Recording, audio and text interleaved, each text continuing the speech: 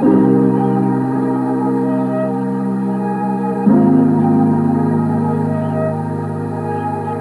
m'appelle Hakim Aoudi, j'ai 28 ans, je suis arbitre pour le club de l'UESM Montmorillon. J'arbitre depuis 2009, octobre 2009. J'ai eu la chance cette année, comme 3100 participants et participantes, de participer à la Coupe de France des arbitres La Poste. Nous avons eu des tours de quiz, donc 4 tours de quiz, je me suis qualifié sur les 4. Après nous avons eu des tours terrain, donc en 32e, 16e, un peu comme les clubs finalement. Nous sommes désignés soit par nos ligues ou par nos districts en fonction de notre niveau, sur des matchs de nos régions, de nos départements. Et une personne est désignée par la fédération pour venir observer les deux arbitres. Cette personne va pouvoir déterminer selon des critères bien définis si l'arbitre A qu'il a vu le week-end ou l'arbitre B qu'il a vu le week-end suivant peut passer à l'échelon supérieur parce qu'il a justement été meilleur sur les critères bien définis.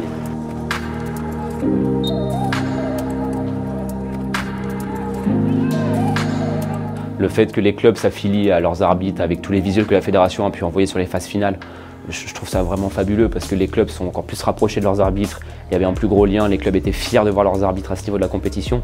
Je pense à Fatih par exemple, Fatih le petit poussé que j'ai eu au téléphone très récemment, il devait venir aujourd'hui et je trouve ça incroyable qu'un arbitre de D5 puisse arriver à ce niveau de la compétition. C'est ça aussi, c'est un peu comme la magie de la Coupe de France avec les petits poussés et je trouve ça vraiment magique le fait qu'on puisse découvrir de nouvelles personnes, de nouvelles régions et qu'on puisse créer de nouveaux liens surtout. J'ai été désigné par la Fédération française de football afin d'observer les deux finalistes de cette première édition de la Coupe de France des arbitres, organisée par La Poste et la Fédération française de football. Les deux finalistes sont Hakim Aoudi, que j'ai pu observer le 1er avril sur une rencontre de National 2 à Agno, et le deuxième finaliste est Romain Bento, que j'observe sur une rencontre à Auxerre, toujours en National 2. Je m'appelle Romain Beneteau, j'ai 24 ans, je suis originaire de la Ligue de Bretagne. Dans la vie, je suis en première année de doctorat, donc je fais une thèse en droit à la fac. Je suis candidat à la fédération donc en National 2 pour devenir ce qu'on appelle Fédéral 4.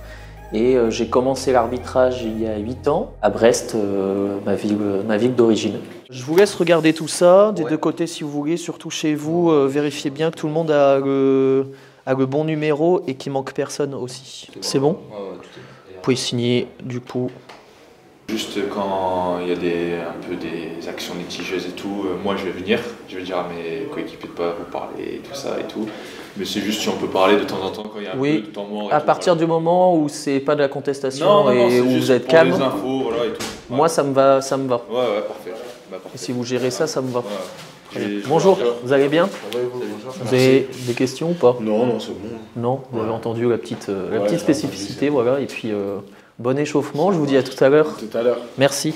Il y a ce côté de challenge entre collègues qui est très sympa de pouvoir, c'est finalement très rare pour nous de pouvoir se confronter entre nous. Mais c'est surtout le côté humain, le fait de pouvoir faire certaines rencontres, de rencontrer des gens qu'on ne connaît pas forcément. On crée du lien finalement. Et puis forcément, je terminerai par les retombées derrière parce que il y a quand même des belles choses pour le club.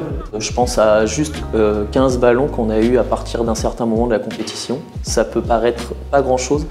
Pour un club de district comme le mien qui n'a pas des finances mirobolantes, 15 ballons c'est génial. Et puis les 30 places pour la Coupe de France, la finale de la Coupe de France. Franchement, pouvoir emmener une trentaine de jeunes au Stade de France pour la finale grâce à ce parcours-là, c'est génial. Il y a de notre côté à nous des belles petites récompenses, le coup d'envoi de demi-finale à la Beaujoire que j'ai vécu dans un stade fantastique, une ambiance géniale. Ça c'était incroyable, souvenir gravé à jamais je pense. Alors, les critères ne sont pas uniquement des critères techniques et au contraire même le but est de donner la chance à l'ensemble des arbitres et donc l'idée c'est de pouvoir apprécier les prestations sur les aspects pédagogiques, sur la capacité à communiquer avec l'ensemble des joueurs et des staffs, la capacité à faire accepter les décisions sur le terrain. D'une manière globale, en tout cas sur les deux rencontres de cette finale, je pense qu'on a assisté à deux matchs intéressants, deux matchs pleins et deux matchs équilibrés, ce qui a permis de détecter deux prestations et deux performances arbitrales de qualité. Nos deux arbitres sont des arbitres de devenir, ont mis en avant le côté partenaire de jeu et je pense que c'est appréciable. Concernant le vainqueur de cette finale de la Coupe de France des arbitres, le résultat sera donné en amont de la finale de la Coupe de France, à savoir le 29 avril.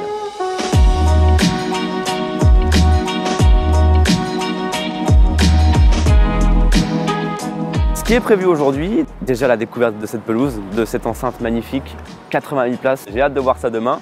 Et également la rencontre avec les arbitres de demain, de pouvoir voir Monsieur Millot et son équipe qui vont venir justement faire leur petite session d'entraînement avant finale. Donc j'ai hâte de pouvoir les voir, de pouvoir échanger avec eux, d'échanger sur leur expertise, sur leur parcours, mais également de voir les arbitres de la Gambardella, puisque les arbitres de la Gambardella seront là. Pour la petite histoire, l'arbitre central et le 4e arbitre, je les ai vus à Limoges, où j'étais 4e arbitre de ces 2 personnes. Et l'arbitre assistant, Alexandre Frappro, est un très très bon copain à moi. Et je suis vraiment très fier qu'il soit là aujourd'hui et j'ai hâte de le serrer dans mes bras pour le féliciter. Comment ça va les gars? Ça fait plaisir de te voir, tu vois. Oh là là. Comment tu vas? Ça va? Ouais, ça va mon petit loup? Ouais, c'est bravo. Je suis avec toi aussi.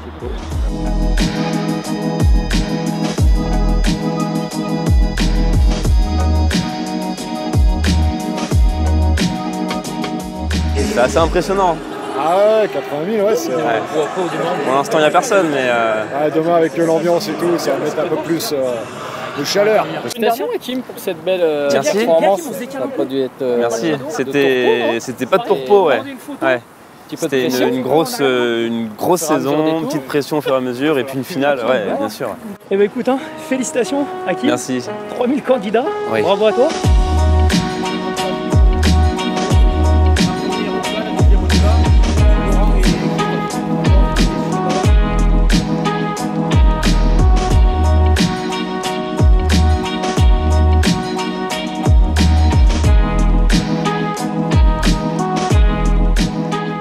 Eh bien là, ils sont en train de faire de la recherche d'infos, prise d'infos, avec 2 personnes qui viennent toucher un ballon soit blanc, soit jaune. Et du coup, ils sont en process de communication entre assistants et centrale pour préparer le match. Quand on a des coups francs aux abords de la surface, c'est très compliqué de bien définir et de bien savoir s'il y a coup franc ou s'il y a penalty des fois, parce que ça joue à quelques centimètres près. C'est l'exercice qu'on ne fait pas, nous, parce que du coup, on n'a pas accès aux surfaces de réparation quand on s'échauffe. Il y a toujours les clubs dessus. On peut le faire entre nous quand on est seul arbitre. Mais là, non, c'est très poussé, c'est impressionnant. C'est une belle initiative de la Fédération française de foot et de la Poste. Pour avoir un ordre d'idée, près de 3000 participants de partout en France. Une très belle initiative qui a donc trouvé un engouement fort. C'est un grand pas vers la valorisation de l'arbitrage amateur. Grâce à la Fédération, grâce à la Poste, on a eu pas mal de communications sur les réseaux sociaux, on a eu des communications via des reportages. Les clubs s'en sont rendus compte puisque quand on va arbitrer, les clubs nous parlent de cette compétition. Ils nous parlent de cette compétition et on voit que ça prend beaucoup d'ampleur et que c'est vraiment bienveillant. Le message à retenir principal, je pense, c'est surtout que les arbitres sont humains. Ça humanise fondamentalement. C'est de toute façon vrai, on a vite fait de s'en rendre compte quand on prend un sifflet et qu'on se met sur un terrain, et que ce soit en amateur jusqu'au plus haut niveau professionnel. Ce n'est pas toujours simple, mais c'est très formateur parce qu'effectivement, être arbitre aujourd'hui, c'est pas seulement être un technicien de l'arbitrage, être garant de l'application des lois du jeu, c'est aussi être de plus en plus un communicant, c'est être un sportif, un athlète. Donc effectivement, ça met en avant d'autres notions que le fait d'être simplement directeur du jeu.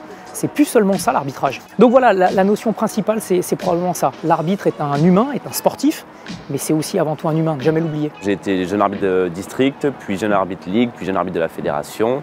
J'ai tenté le concours fédéral cette année que j'ai loupé malheureusement sur le terrain, mais j'y retournerai en juin pour retenter la théorie et puis recommencer l'année prochaine. J'ai cru comprendre qu'à la fois il y a une joie et une déception sportive. Une grosse déception sportive, ouais. Mais... très grosse, mais qui me sert aussi parce que du coup je retente en juin. J'ai déjà fait preuve de résilience sur beaucoup de concours fédéraux parce que j'ai jamais eu la théorie, j'ai eu du mal à l'avoir. J'ai eu la chance de terminer premier l'année dernière. Tu as fait la démonstration qu'a priori, en théorie, tu t'habilles. Ouais, et puis j'ai tout donné cette année quand même, hein, mais après ça se joue à un concours. La résilience, on en a parlé, c'est forcément fait de haut et de bas. Les hauts, forcément on les prend, les bas, il faut savoir essayer d'en prendre une partie en termes d'enseignement. Mais en tout état de cause, félicitations quand même pour tout le temps que tu as consacré. On se doute parce qu'on est passé également par là.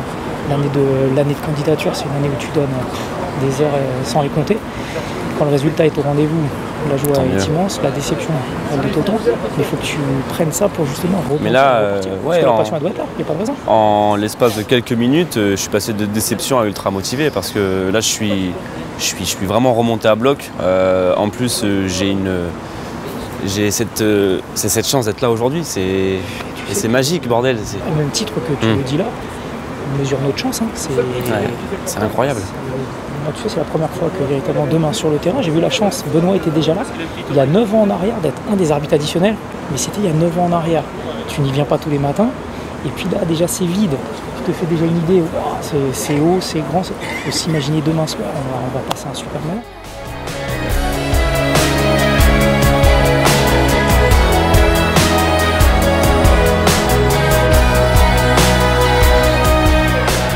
Pouvoir recevoir le trophée de la première Coupe de France des arbitres La Poste en bord terrain, au Stade de France, lors d'une finale de Coupe de France, par les mains du président de la Commission fédérale des arbitres, c'est magique.